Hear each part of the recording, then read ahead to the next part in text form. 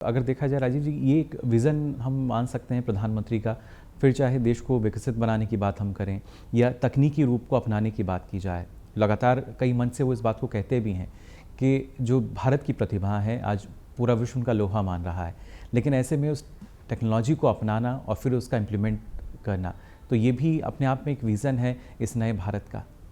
नए भारत का तो देखिए, प्रधानमंत्री जी ने लाल किले से जो आह्वान किया कि हमें बाई 2047 विकसित भारत बनाना, ये एक बहुत ही बड़ा अपने आप में परिवर्तन है सोच में।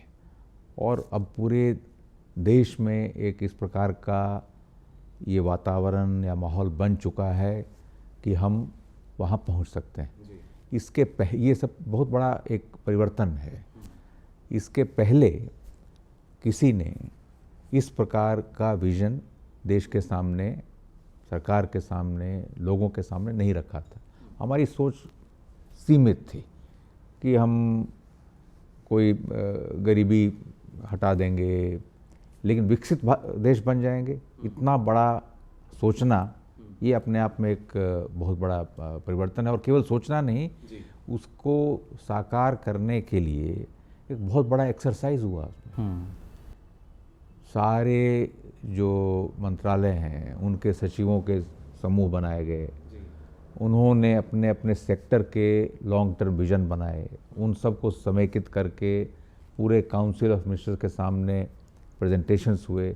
उसके आधार पे एक पूरा खाका बना कि कैसे कौन कौन से इंस्टीट्यूशनल चेंजेस, रेगुलेटरी चेंजेस, बड़े बड़े इंटरवेंशन स्कीम्स, प्रोजेक्ट्स करके हम अपने आप को वहाँ तक ले जा सकते हैं। और उस पर काम चल रहा है। और इस काम में क्या होना चाहिए विकसित भारत का, क्या होगा उसका कंसेप्ट, इसके लिए टेक्नोलॉजी का ही आप जो कि आपने उल्लेख किया, उपयोग करके लोगों से सुझाव आमंत्रित किए गए। सारे देश के जो विश्वविद्यालय हैं उनके स्टूडेंट से लाखों सुझाव आए और उनको एआई का यूज़ करके जी एनालिसिस किया गया कि भाई ये मोटे तौर पे क्या चाहते हैं लोग, उनका क्या उनकी क्या सोच है कि विकसित भारत का क्या मायने है उनके लिए, और उसके आधार पे सारा एक्सरसाइज आगे बढ़ा है।